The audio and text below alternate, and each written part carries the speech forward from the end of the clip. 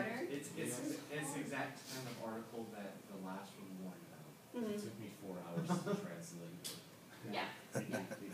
I wanted to say that I know that this particular article was a little bit more difficult than the first one.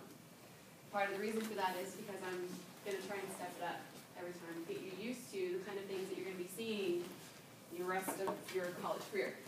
And it's okay if you don't understand everything that they say. That's okay. To see what kind of main points that you can get from the article when you're reading it. You can just take those main points and talk about that, what you do understand. That's why in class, on the days when you turn them in, I'm going to spend a lot of time talking about them.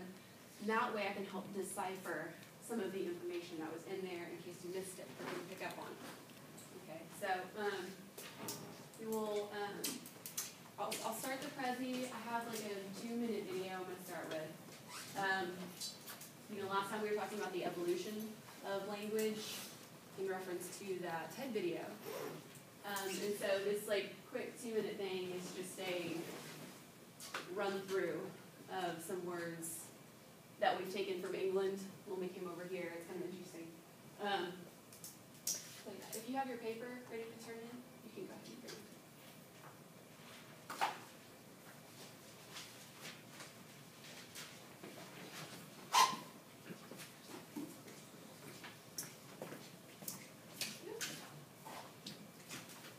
Okay, so you get a treat today because I was kind of sick last night and not feeling good enough to come up with more material. So what we're going to do is we're going to talk about the article, get some questions answered, etc. And then when we're done with the Prezi, we're going to watch a TED video. And it's going to be related to what we're going to talk about from the article.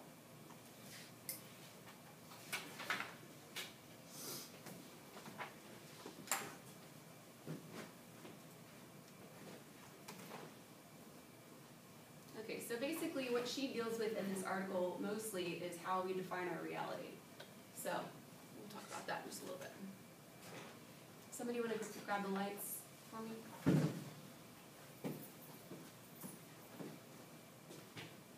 Thank you.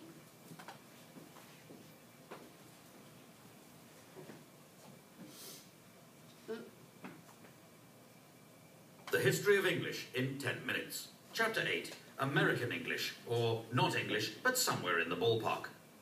From the moment Brits first landed in America, they needed names for all the new plants and animals, so they borrowed words like raccoon, squash, and moose from the Native Americans, as well as most of their territory.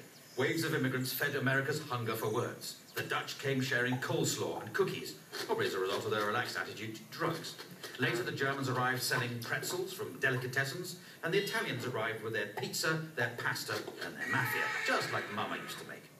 America spread a new language of capitalism, getting everyone worried about the break-even and the bottom line, whether they were blue chip or white collar. The commuter needed a whole new system of freeways, subways, and parking lots, and quickly, before words like merger and downsizing could be invented.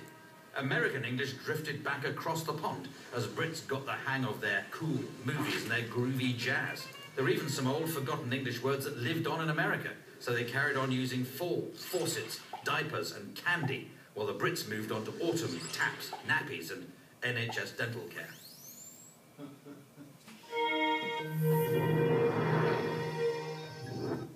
Okay, so just kind of a quick, interesting intro there. Okay, so before I dive into this article, does anybody have any questions, comments about the article itself? Okay. All right, so the name of the article is Language, Literature, and the Release of Meaning by Maxine Green. So in the very beginning, she lists her interest in what it is that she's going to talk about in the article. Any information that you're really going to need to know, like the basic subject that she's going to talk about or that anybody's going to talk about in an article, you're going to find probably in the first 2 paragraphs. And usually with academic articles, they're going to say directly, I'm going to talk about this, and then I'm going to talk about that. And so it makes it kind of easy on us to pinpoint exactly what it is that they're going to say to us. And so her first paragraph, she talks about exactly what it is that she wants to do. So she says that her main interest is the ongoing life of meaning. She wants to treat it in the continuity of its development from the time it comes into being, before we can even speak, to the first discoveries of sense and meaning and sensible experience. So the first time when we're children that we're able to somewhat understand the world around us. She wants to start there.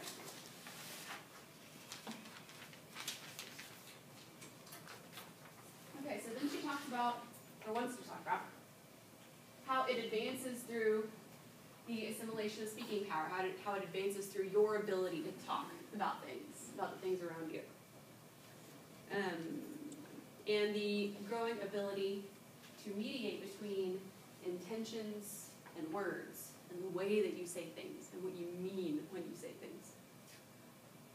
Lastly, she wants to draw attention to the growing capacity to express thought, and by means of such expression, to become more aware of what is real. So, as we get older, our experiences build, and we grow a capacity to express our thoughts and ideas. And obviously, the older we get, the more able we are to accurately convey what it is that we're feeling or thinking. So that's what she wants to talk about there. She also says that life and meaning are synonymous. And what that means is that life and meaning go together. They're part of each other. You can't have one without the other, essentially, is what she's saying. The life we're able to understand can only exist within a constant and incessant network of signal systems. And what that means is our world and our reality can only exist within language. We can't separate language from our reality, no matter how hard we try. Even if you use sign language and you can't hear others speak, sign language is a language. So it permeates everything that we do. There is a pronounced interest in English departments in the way we construct and represent our reality. And so that's what we're going to try and talk about. And this is where she gets her interest from. It kind of goes along with the last article. He talks about how the best way to teach writing is not necessarily to have grammar drills and to force you to understand the 5-paragraph essay, but for you to understand the meaning of language so that you have a deeper ability to express your thoughts and your feelings without it being just a rote, boring exercise. Okay.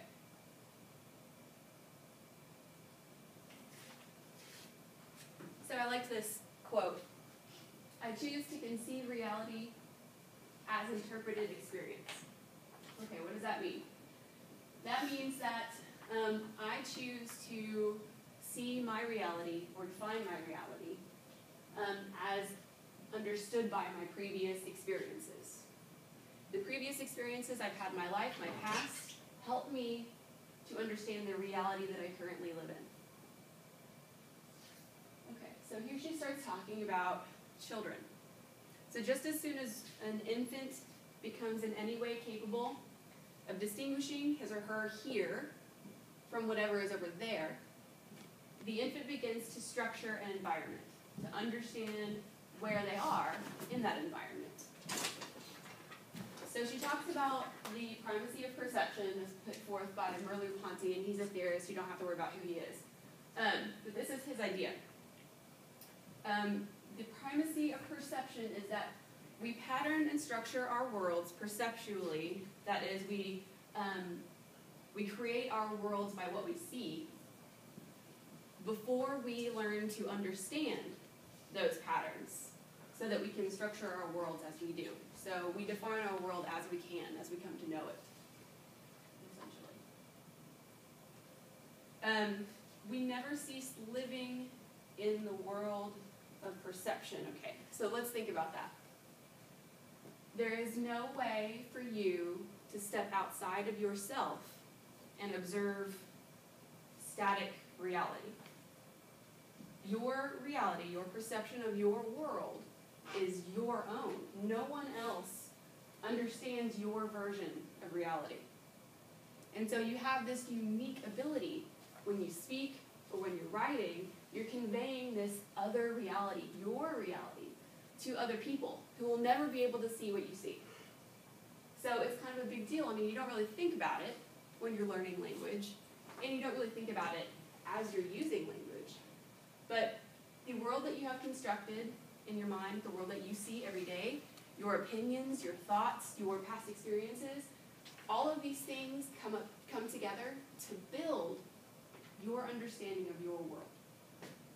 It's kind of a big deal when you think about it. And so that makes our job of writing kind of a bigger thing than we originally thought it was. It's more than just, writing about euthanasia or something. It's about trying to get our reader to understand fully what we see and what we understand and what we feel about it.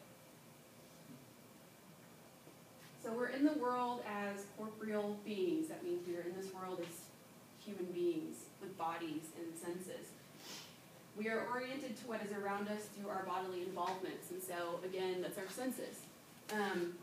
We take in reality, we take in the things around us by what we see, by what we feel, by what we hear. And that all helps to create who it is that we are. So we're aware of the meanings that arise from the things that we're able to do. For example, when you're a child, if you cry and you hear footsteps, well, the crying worked. So you know, okay, well, if I cry, then they're going to come in here and look at me. They're going to come in here and pick me up.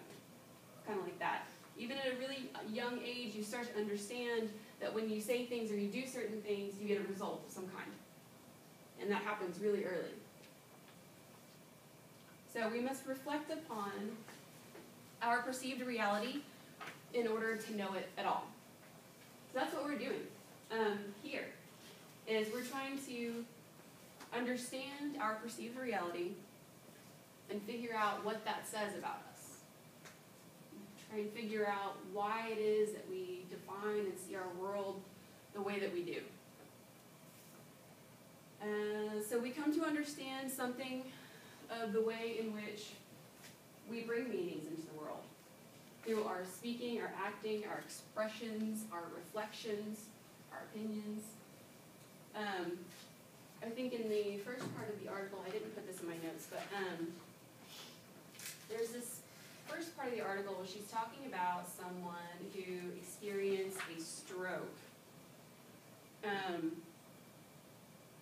can't remember exactly what it was that she said, but she's talking about somebody who has a distorted perception of reality because of what's happening in her brain. She's having a stroke. And the TED Talk that we're going to show is called My Stroke of Insight. I don't know if anybody's ever seen it, but what she talks about is she's a neuroscientist. Okay, so she deals with the brain. And she has a stroke. And because she's a neuroscientist, she's able to break down what it is that's actually happening to her as it's happening. And so she kind of gives us this unique perspective on her experience with this, but not only does she just kind of say, well, this is what happened to me, and I'm a neuroscientist, and this is what strokes are. No, it's more than that. She talks about how because her brain is forcing her to see reality in a different way, it changes her fundamentally, because suddenly everything that she thought she understood, everything she thought was solid, no longer is solid, no longer is the same, because she's forced to see the world in a different way, a way that she has no control over either. And so we'll get to watch that when the Presi's over. That's how that fits in.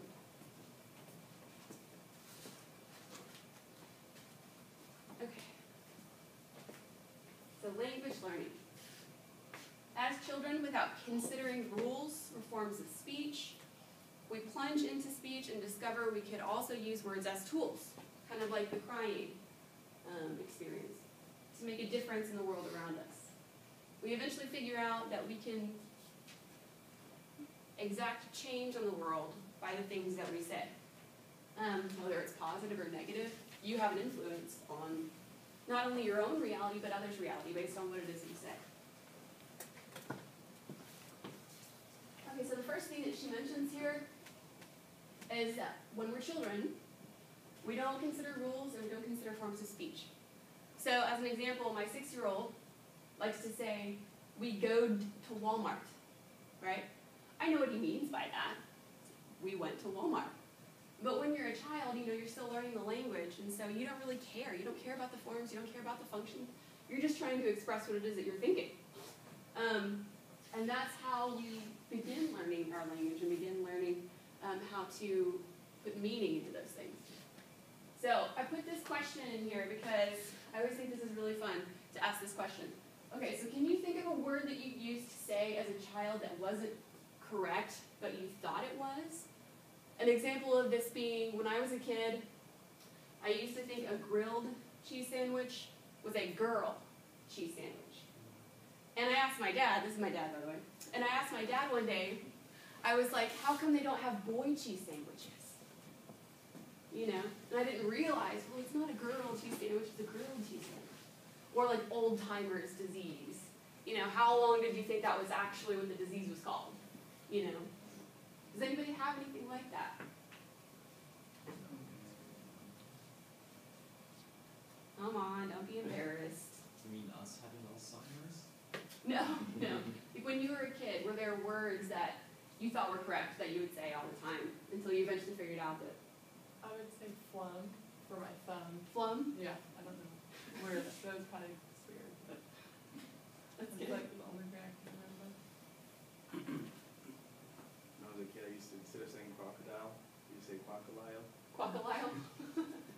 That's good. Well, we never had a blanket in our house. Remember what it was called? Whoopee. Yes. It was a whoopee.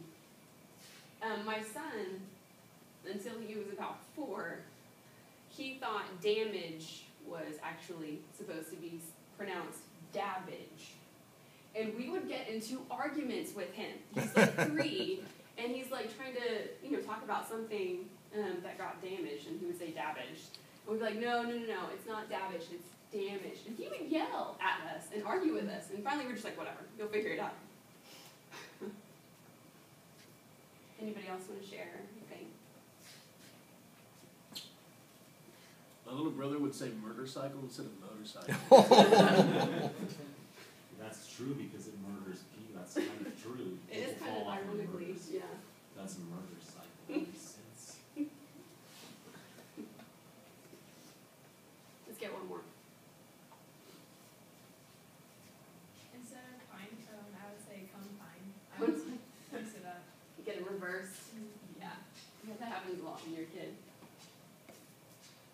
Okay, so language learning ought to be an expression of our capacity of going beyond created structures in order to create others, going beyond the things that we understand in order to create new meanings and new thoughts. Literacy must be a focal to learning at every stage.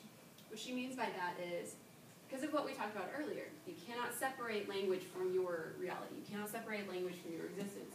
And so, in order to go beyond yourself, in order to learn and grow, you have to be able to read and write, because it's an integral part of your existence and of your participation in your community's language, in your society's language.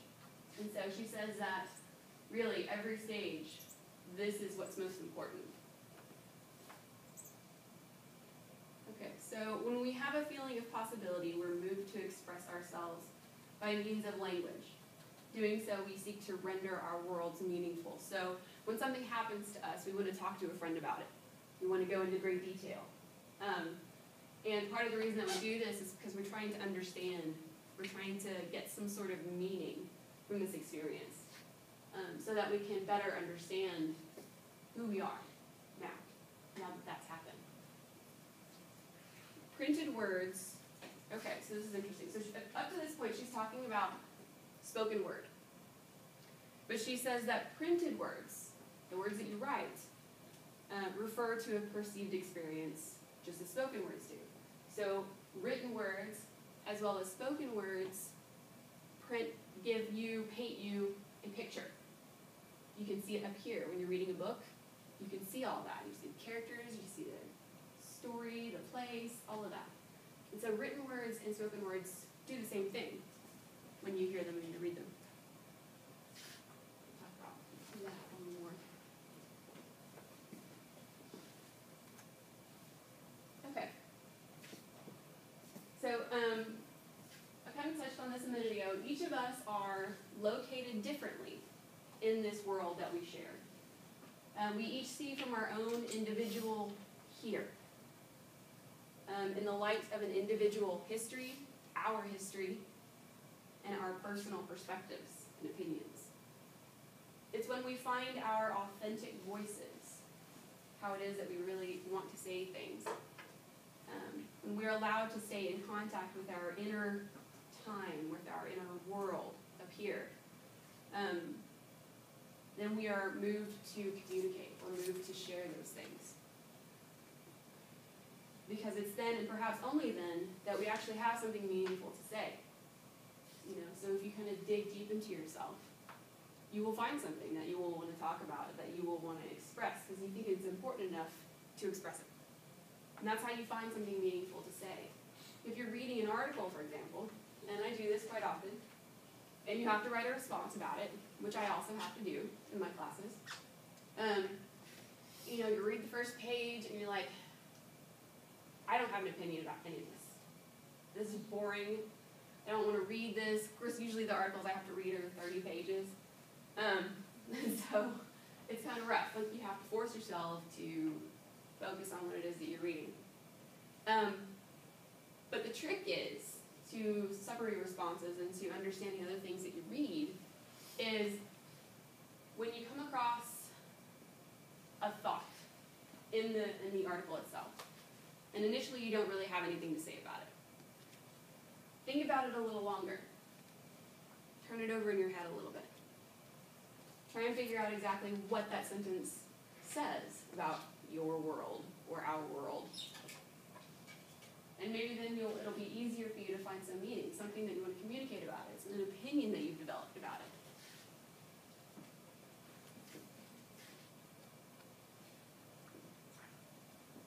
Okay. So we live our lives and make our choices, and by doing so we create and recreate ourselves constantly, because we cannot exist in a vacuum. What that means is we cannot have a perceived reality. We cannot see and understand reality without our experiences, without others' experiences, sharing them with us, without some kind of history, some kind of anything. You, as a person, would not exist in a vacuum, because you would have no opinions, you would have no meanings for anything, you would have no history. What would you be? You would have nothing, no experience. Experience is what gives us meaning. And when she says that we constantly create and recreate ourselves, think about how true that is. I mean, when you're a child, you see the world in a specific way, and as you grow up, you graduate high school, and you realize, well, some of the things I used to think when I was a kid are not necessarily true for me anymore. And that will continue to happen the older you get for the rest of your life. You will continue to recreate yourself based on the experiences that you have and the new things that you learn. Let's see. Okay. So she gives this quote that I really liked by Elizabeth McPherson. I'm not entirely sure who that is. I didn't want to look it up. It was like 11 o'clock last night. What the quote is she says that it's basic to remember that both reading and writing are ways of sharing meaningful experiences with other people. But before writers can do that, they must understand who they are writing for and adapt to the needs of those readers. As you're writing, you should always be conscious of the other that's going to be reading your paper, the other person that's going to try and understand what it is that you're saying. And so it's important for you to be as clear as possible and as concise as possible so that somebody else doesn't misunderstand what you're trying to say, because that can cause a lot of problems. Writers must know why they are writing and fit what they say to whatever their purpose is. There are going to be classes in the future that you're going to have to write papers for, and even if it's something that you're not particularly interested in, you don't really care about it that much, think about the audience, think about your professor, because the professor is the one who's really going to have to read it, unless of course you do a presentation. Understand, even if you don't enjoy what it is that you're going to be writing about, you need to understand why you're writing it. Because it'll give you just a little bit more incentive to actually write something, kind of push you just a little bit more. Why are you writing it? Why are you writing this essay for this particular class? Well, because I'm forced to. Okay, that's your first answer. Okay, ask it again. Why am I writing this particular thing for this class? Well, it's because my professor wants to know if I understand this material, or what I think about this material. And from there you can say, okay, well, what do I really think about this? How do I really feel about this? How do I truly understand this? And that'll help you to maybe get some words out. You know, sometimes it can be difficult. A lot of writers call it writer's block. It's a good way to get past it. Start asking yourself these questions. So we must recognize, okay, so this is interesting. She's talking about, in the next part, she's talking about books, really.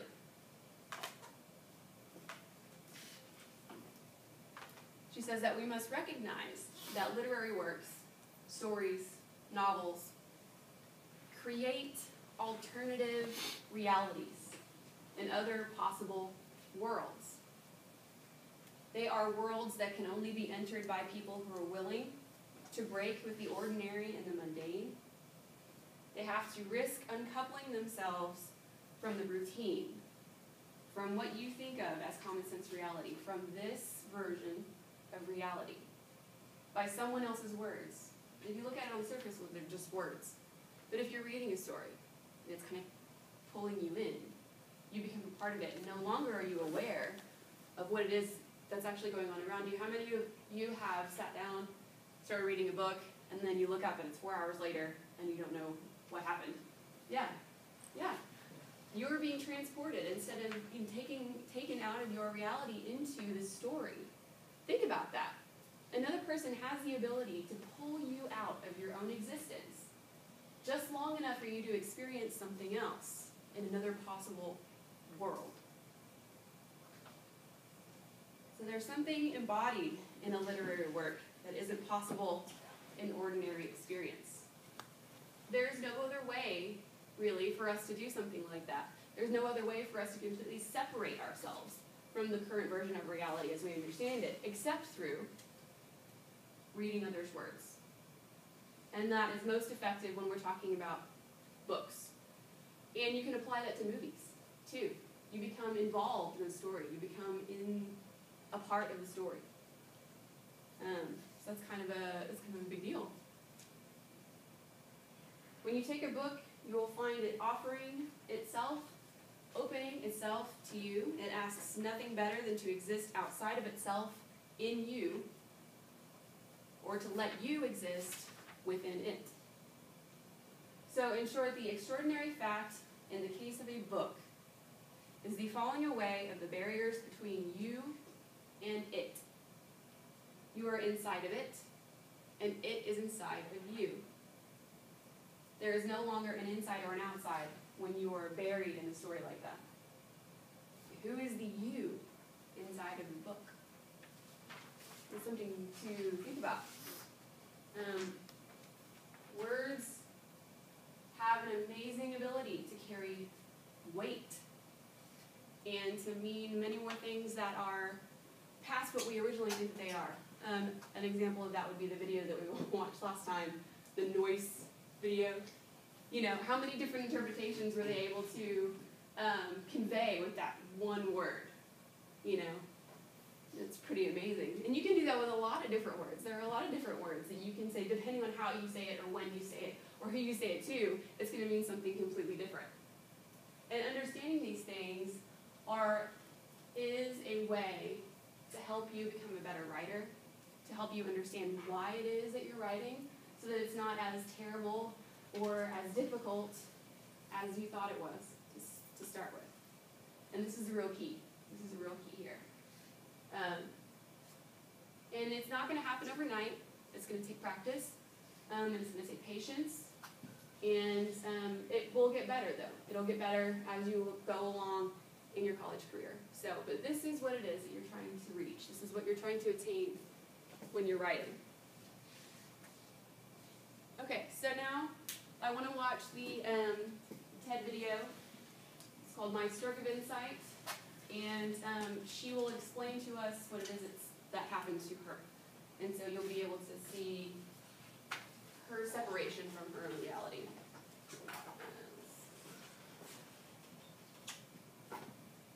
Okay, first, before I do that, does anybody have any questions about anything that we've talked about so far?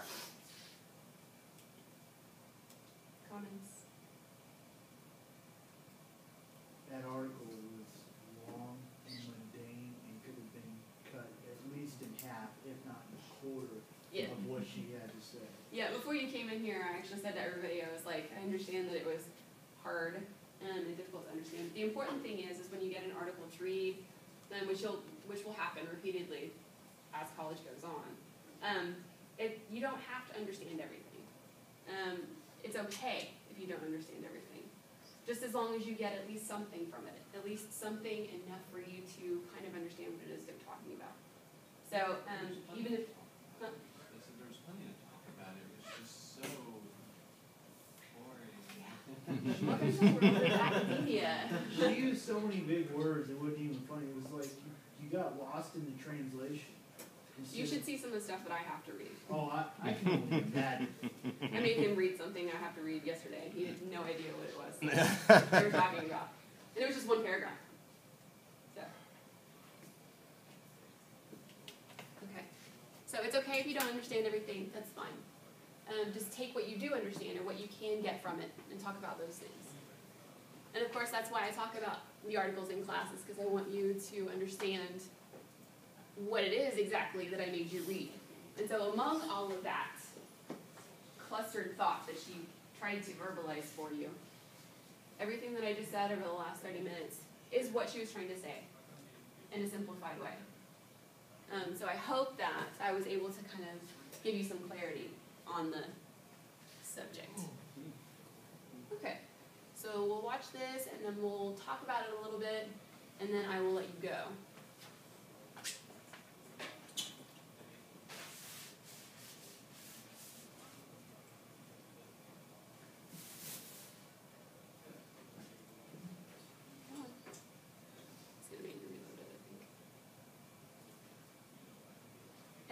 Speakers are fixed or not. Anybody noticed last time that they kind of fixed themselves as it was going? So hopefully they won't be as bad today.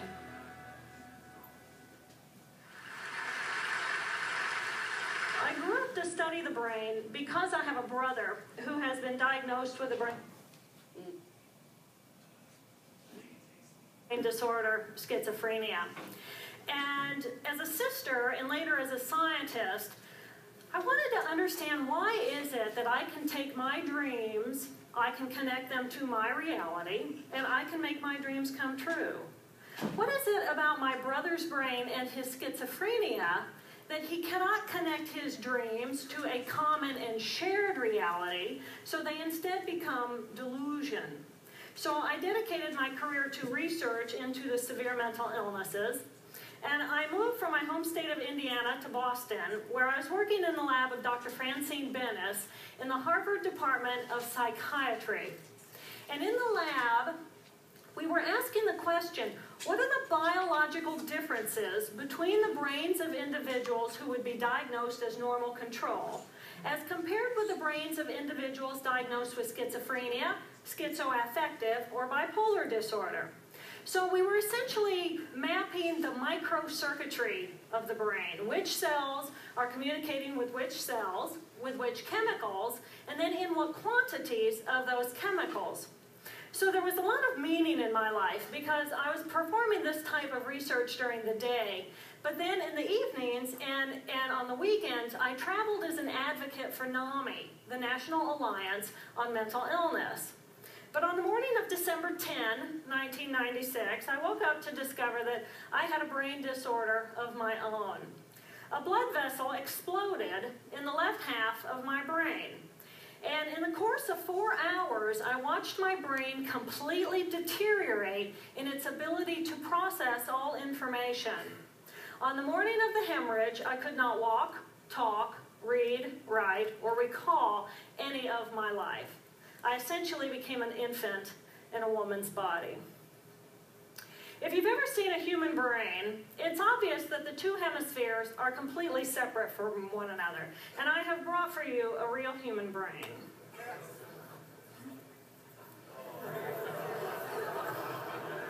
Thank you. So this is a real human brain. This is the front of the brain, the back of the brain with the spinal cord hanging down. And this is how it would be positioned inside of my head. And when you look at the brain, it's obvious that the two cerebral cortices are completely separate from one another. For those of you who understand computers, our right hemisphere functions like a parallel processor, while our left hemisphere functions like a serial processor. The two hemispheres do communicate with one another through the corpus callosum, which is made up of some 300 million axonal fibers. But other than that, the two hemispheres are completely separate. Because they process information differently, each of our hemispheres think about different things, they care about different things, and dare I say, they have very different personalities. Excuse me. Thank you. It's been a joy. Our right human hemisphere is all about this present moment. It's all about right here, right now. Our right hemisphere, it thinks in pictures, and it learns kinesthetically through the movement of our bodies. Information in the form of energy streams in simultaneously through all of our sensory systems, and then it explodes into this enormous collage of what this present moment looks like, what this present moment smells like and tastes like, what it feels like, and what it sounds like. I am an energy being connected to the energy all around me through the consciousness of my right hemisphere. We are energy beings connected to one another through the consciousness of our right hemispheres as one human family. And right here, right now, we are brothers and sisters on this planet, here to make the world a better place. And in this moment, we are perfect, we are whole, and we are beautiful. My left hemisphere, our left hemisphere, is a very different place. Our left hemisphere thinks linearly and methodically. Our left hemisphere is all about the past, and it's all about the future. Our left hemisphere is designed to take that enormous collage of the present moment and start picking out details, and more details about those details. It then categorizes and organizes all that information, associates it with everything in the past we've ever learned, and projects into the future all of our possibilities. And our left hemisphere thinks in language. It's that ongoing brain chatter that connects me and my internal world to my external world. It's that little voice that says to me, hey, you got to remember to pick up bananas on your way home. I need them in the morning. It's that calculating intelligence that reminds me when I have to do my laundry. But perhaps most important, it's that little voice that says to me, I am. I am.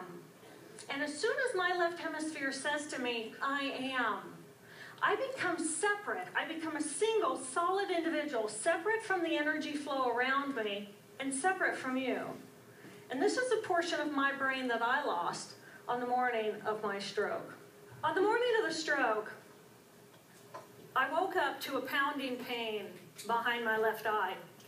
And it was the kind of pain, caustic pain, that you get when you bite into ice cream. And it just gripped me. And then it released me. And then it just gripped me. And then it released me. And it was very unusual for me to ever experience any kind of pain. So I thought, okay, I'll just start my normal routine. So I got up and I jumped onto my cardio glider, which is a full body, full exercise machine. And I'm jamming away on this thing. And I'm realizing that my hands look like primitive claws grasping onto the bar. And I thought, that's very peculiar. And I looked down at my body, and I thought, whoa, I'm a weird-looking thing. And it was as though my consciousness had shifted away from my normal perception of reality, where I'm the person on the machine having the experience, to some esoteric space where I'm witnessing myself having this experience. It was all very peculiar, and my headache was just getting worse, so I get off the machine, and I'm walking across my living room floor, and I realize that everything inside of my body has slowed way down. And every step is very rigid and very deliberate. There's no fluidity to my pace, and there's this constriction in my area of perception, so I'm just focused on internal systems. And I'm standing in my bathroom getting ready to step into the shower, and I could actually hear the dialogue inside of my body. I heard a little voice saying, okay, you muscles, you got to contract, and you muscles, you relax. And then I lost my balance, and I'm propped up against the wall. And I looked down at my arm, and I realized that I can no longer define the boundaries of my body. I can't define where I begin and where I end, because the atoms and the molecules of my arm blended with the atoms and molecules of the wall. And all I could detect was this energy. And I'm asking myself, what is wrong with me? What is going on? And in that moment, my brain chatter, my left hemisphere brain chatter, went totally silent. Just like someone took a remote control and pushed the mute button. Total silence. And at first I was shocked to find myself inside of a silent mind. But then I was immediately captivated by the magnificence of the energy around me. And because I could no longer identify the boundaries of my body, I felt enormous and expansive. I felt at one with all the energy that was, and it was beautiful there. And then all of a sudden, my left hemisphere comes back online, and it says to me, hey, we got a problem, we got to get some help. And I'm going, oh, I got a problem. So it's like, okay, I got a problem. But then I immediately drifted right back out into the consciousness. And I affectionately refer to this space as La La Land. But it was beautiful there. Imagine what it would be like to be totally disconnected from your brain chatter that connects you to the external world. So here I am in this space, and my job and any stress related to my job, it was gone. And I felt lighter in my body. And imagine all of the relationships in the external world and any stressors related to any of those, they were gone. And I felt this sense of peacefulness.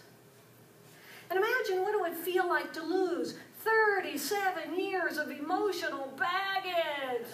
Oh, I felt euphoria. It was beautiful there. And then again, my left hemisphere comes online and it says, hey, you've got to pay attention. You've got to get help. And I'm thinking, I've got to get help. I've got to focus. So I get out of the shower and I'm mechanically dressed. I'm walking around my apartment and I'm thinking, I've got to get to work. Can I drive? And in that moment, my right arm went totally paralyzed by my side. Then I realized, oh my gosh, I'm having a stroke. And then the next thing my brain says to me is, wow, this is so cool.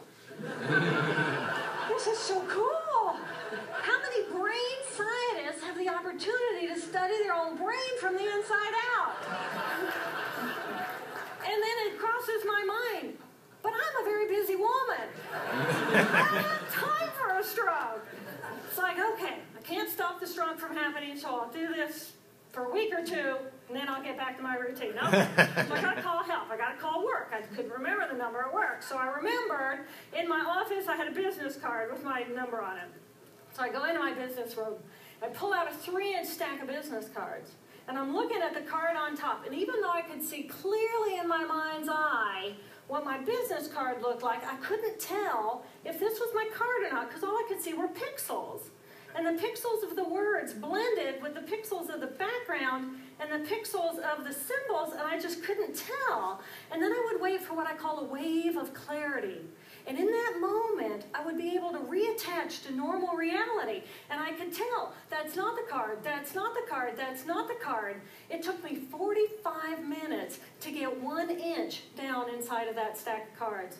In the meantime, for 45 minutes, the hemorrhage is getting bigger in my left hemisphere. I do not understand numbers. I do not understand the telephone, but it's the only plan I have. So I take the phone pad and I put it right here. I take the business card, I put it right here, and I'm matching the shape of the squiggles on the card to the shape of the squiggles on the phone pad. But then I would drift back out into la-la land and not remember if when I come back if I'd already dialed those numbers. So I had to wield my paralyzed arm like a stump and cover the numbers as I went along and pushed them so that as I would come back to normal reality, I'd be able to tell, yes, I've already dialed that number. Eventually, the whole number gets dialed, and I'm listening to the phone, and my colleague picks up the phone, and he says to me, and I think to myself, oh my gosh, he sounds like a golden retriever. And so I say to him, clear in my mind, I say to him, this is Jill, I need help. And what comes out of my voice is, and I think, oh my gosh, I sound like a golden retriever. So I didn't know that I couldn't speak or understand language until I tried. So he recognizes that I need help, and he gets me help. And a little while later, I'm riding in an ambulance from one hospital across Boston to Mass General Hospital, and I curl up into a little fetal ball. And just like a balloon, with the last bit of air just right out of the balloon, I just felt my energy lift, and I felt my spirit surrender. And in that moment, I knew that I was no longer the choreographer of my life, and either the doctors rescue my body and give me a second chance at life, or this was perhaps my moment of transition.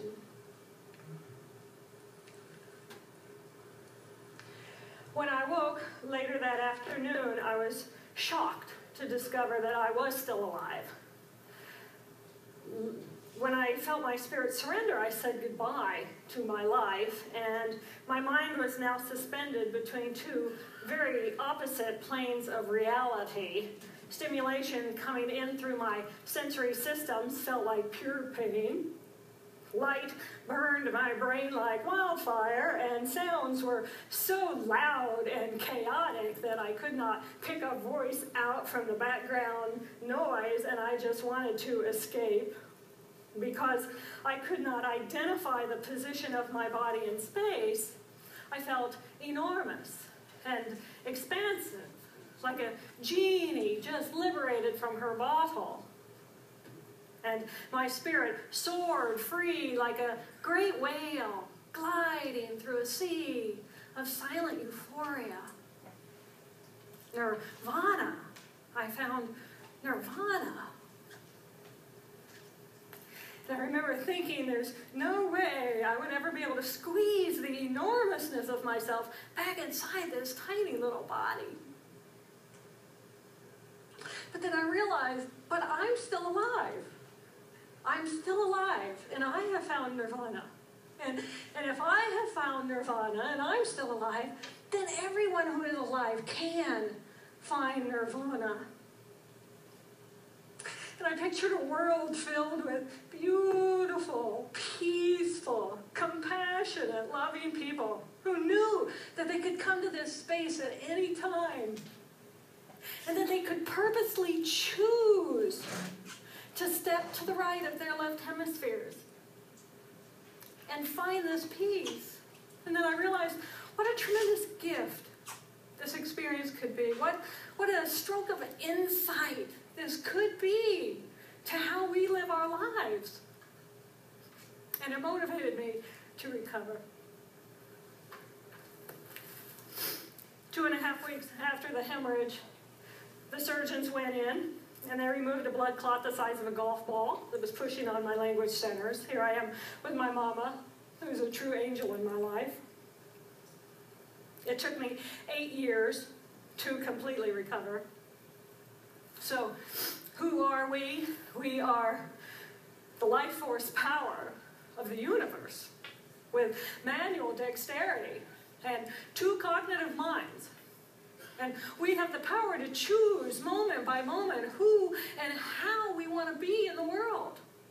Right here, right now, I can step into the consciousness of my right hemisphere where I am the life force power of the universe. I'm the life force power of the 50 trillion beautiful molecular geniuses that make up my form, at one with all that is. Or I can choose to step into the consciousness of my left hemisphere, where I become a single individual, a solid, separate from the flow, separate from you. I am Dr. Jill Bolte-Taylor, intellectual, neuroanatomist.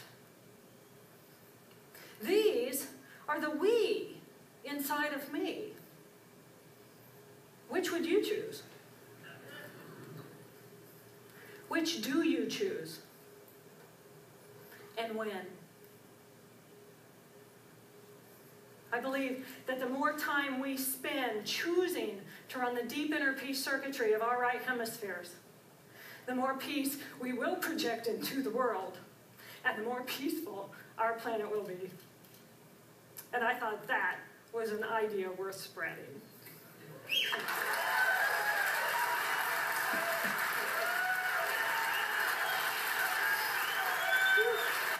Okay, so we would get the lights on.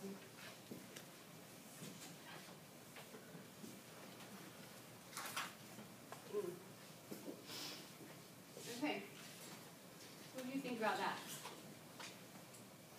Let's hear some thoughts.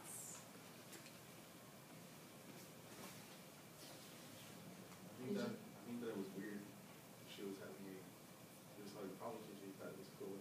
Yeah. Yeah. Of course, I imagine if you spend 10, 15 years in school learning brain anatomy and you have a stroke, I imagine at some point you go, this is cool.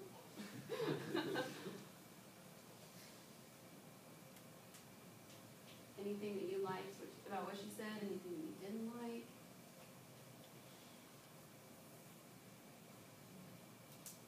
I think it's kind of funny that she can understand language. Mm-hmm. But, I mean, it's like one of the first things to realize, she had no idea she couldn't understand. Mm-hmm. Yeah, that's a fascinating thing, is we don't realize that there's a specific part of our brain that controls what we understand when people speak, what we understand when we're reading, and also our ability to speak to others. It's all in the left hemisphere. The interesting thing is that they're located in different places in the left hemisphere. So an example is if you're learning a second language, like if you're learning Spanish, for example, you might find it happen that while you can read it and write it, you may not be able to speak it. And that's because there are different parts of your brain. And so, when she lost her left hemisphere, she lost all of that, the ability to do any of that, to understand numbers, words, all. Pretty incredible.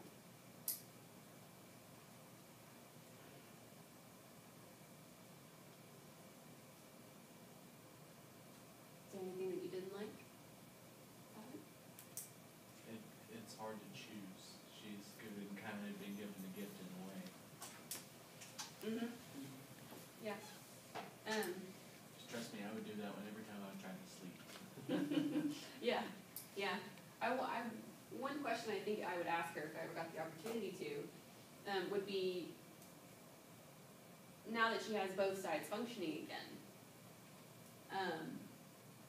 how did that experience affect her? Is she still able to feel those things? Is she still able to experience the pure right hemisphere of her mind? Or is she stuck again, back in the 2-hemisphere world that she has? That'd be an interesting question to ask. Like the way she expresses her thoughts in the speech it seems like after her incident, she's more joyous about life. Mm-hmm. Yeah, exactly. She had a life-changing experience. She recreated herself based on that experience. Goes with what we were talking about earlier. We're constantly creating and recreating ourselves.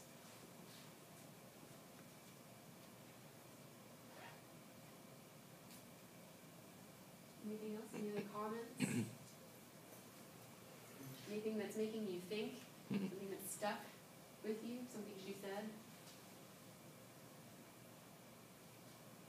Reality doesn't exist. It's only our perception of reality. Yes, absolutely. There is no, and people will argue with you about this. I've gotten into arguments about this. They've been arguing over it for thousands of years. There is no way for you to leave your own mind and observe reality in an objective way. There is no way for you to do that. There's no way for you to look at reality without your own impression of it. And so then that makes you ask, well, what is reality then? If there is no standard, static, singular truth of reality, then what is it? Does it only exist up here? I don't know if anybody's ever seen A Beautiful Mind. Yeah, but the main character, he has a mental disorder where he sees and talks to other people. Yeah. And they're totally there, and they're intelligent, and he can carry conversations with them, and they're their own separate people. But nobody else can see them because they're not real. But he doesn't know that until much later. So, if you think about that, well, was that reality? You could say no, because nobody else saw them. But you could also say, yes, it was his reality, because he saw them, he heard them, he could feel them. So it kind of makes you think, what is it? What is my reality? And these are important questions to ask because these are fundamental aspects of who we are and how we create ourselves and how we're able to convey meaning to other people and how we're able to understand meaning from other people.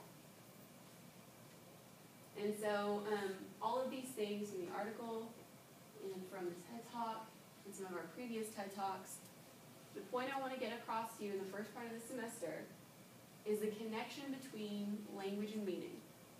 Because language is more than just words. It's more than just the paper you write. It's more than just a text that you send. There's a whole lot more going on up here than you think. So, anybody have any final questions or comments?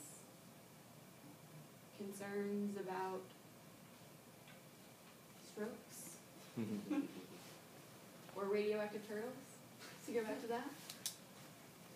I said a couple weeks ago, I was like, I can't believe you guys didn't tell me that I was talking about the Ninja Turtles the entire time, and I didn't even make the connection whatsoever. Okay. For next time, I want you to read chapter 43 in Little Brown, chapter 4 in They Say, I Say, and I didn't talk today about chapter 42, but I will talk about it on Thursday, because I really wanted to focus most of our time on this today, because I think it's really, really important that you understand these things.